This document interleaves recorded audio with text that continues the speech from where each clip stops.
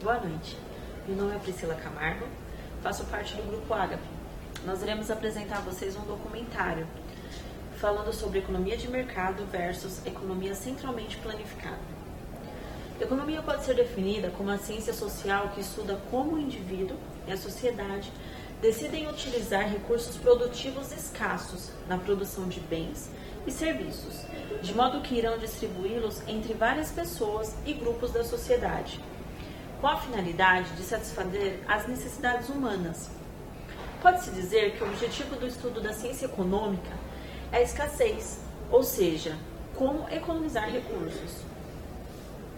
A escassez surge em virtude das necessidades humanas ilimitadas e da restrição física de recursos. A questão da escassez e problemas econômicos fundamentais são o que,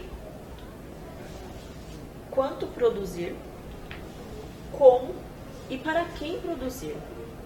Para resolver esses problemas, existem duas principais formas de organização econômica. Primeira, economia de mercado descentralizada. Segunda, economia planificada centralizada. Na economia de mercado, o fator de produção é privado. Na economia centralmente planificada, o fator de produção pertence ao governo. Olá, meu nome é Vivian e vou falar sobre o funcionamento de uma economia de mercado. A economia de mercado pode ser analisada por dois sistemas: sistema de concorrência pura, sem interferência do governo, e o sistema de economia mista, com interferência do governo.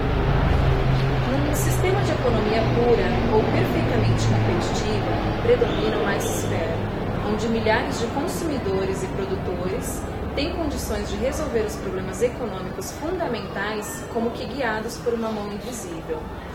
Isso se torna possível mediante o chamado mecanismo de preço, promovendo o equilíbrio nos vários mercados da seguinte forma: se houver excesso de oferta ou escassez de demanda, formam-se estoques nas empresas que serão obrigadas a diminuir os seus preços para escoar a produção.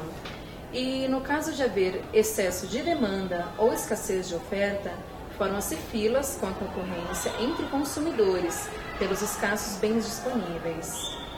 Agora eu vou falar sobre as imperfeições do sistema de economia pura. No caso, trata-se de uma grande simplificação da realidade. Os preços nem sempre flutuam livremente ao sabor do mercado, em virtude de fatores como força dos sindicatos sobre a formação dos salários, o poder dos monopólios e oligopólios sobre a formação de preços no mercado, não permitindo que a sociedade consuma a quantidade de bens e serviços que deseja.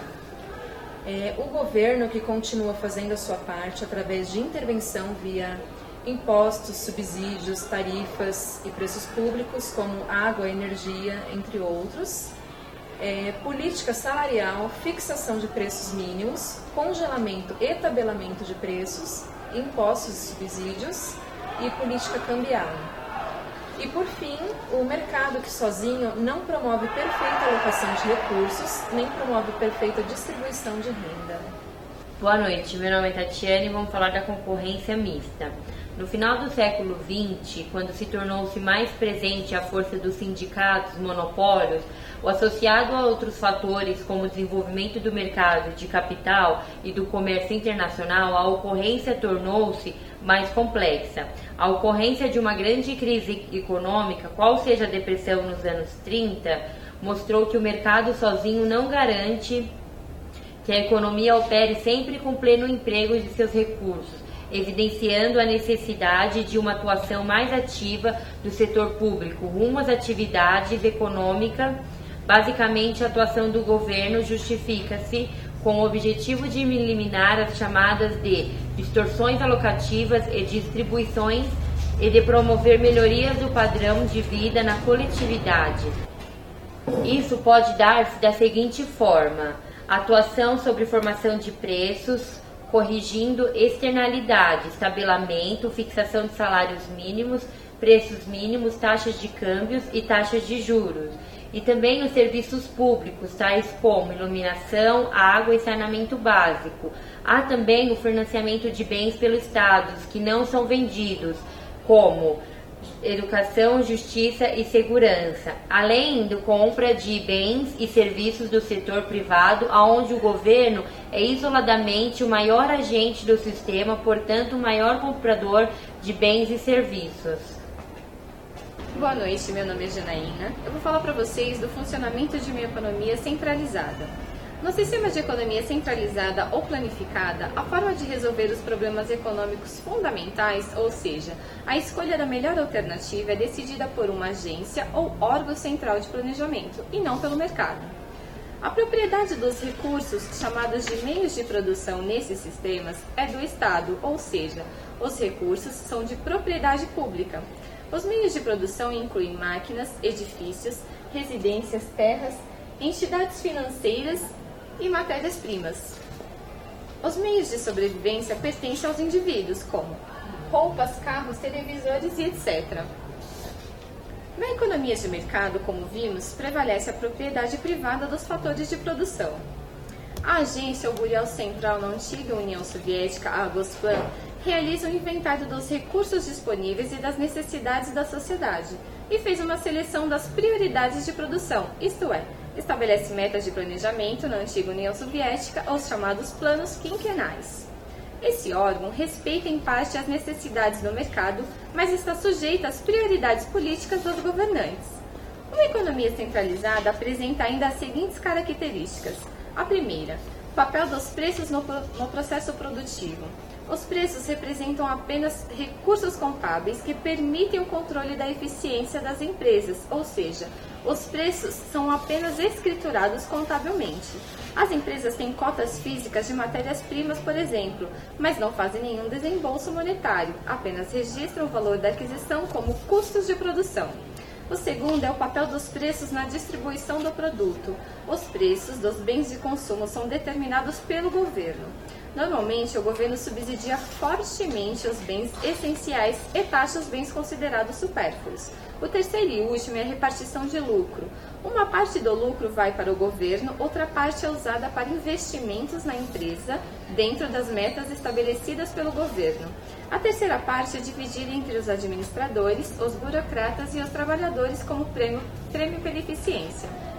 Se o governo considera que determinada indústria é vital para o país, este setor será subsidiado, mesmo que apresente ineficiência na produção ou prejuízos.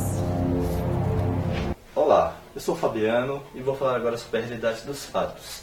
Vamos sair da teoria e vamos ver a realidade de hoje. A Coreia do Norte é uma economia centralmente planificada que vem mudando seus conceitos econômicos. A ausência total de liberdade, carros quase não há, somente para o alto escalão.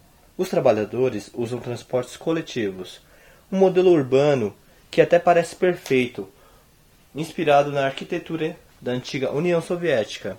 Porém, é fora da capital que se vê a realidade dos fatos.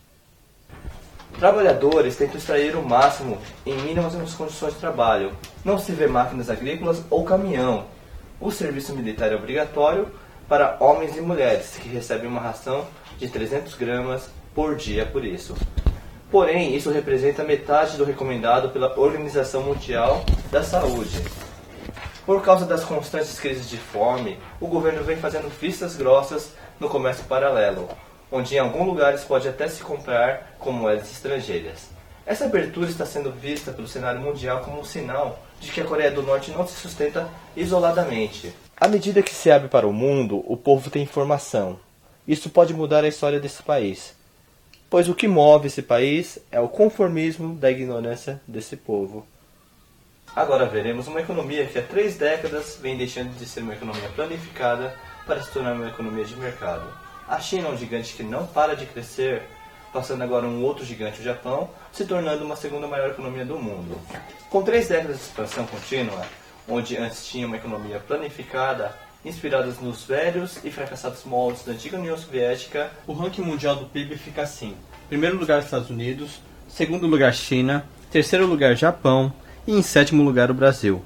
Dados obtidos pelo site terra.com.br, acessado no dia 17/12/2012. Parte ainda do país é muito pobre e o PIB per capita, ou seja, de cada chinês, é de $3.600 por ano. Um japonês tem 10 vezes mais, um americano 13 vezes e um brasileiro 3 vezes maior. Porém, a China tem um longo prazo a percorrer e o que eles fizeram em 3 décadas foram surpreendentes. Fica claro que uma economia planificada não pode sobreviver sozinha. É uma questão de tempo para que todas elas venham se tornar uma economia de mercado, deixando de serem fechada e se abrindo para o mundo. Muito obrigado pela sua companhia e tenha uma boa noite.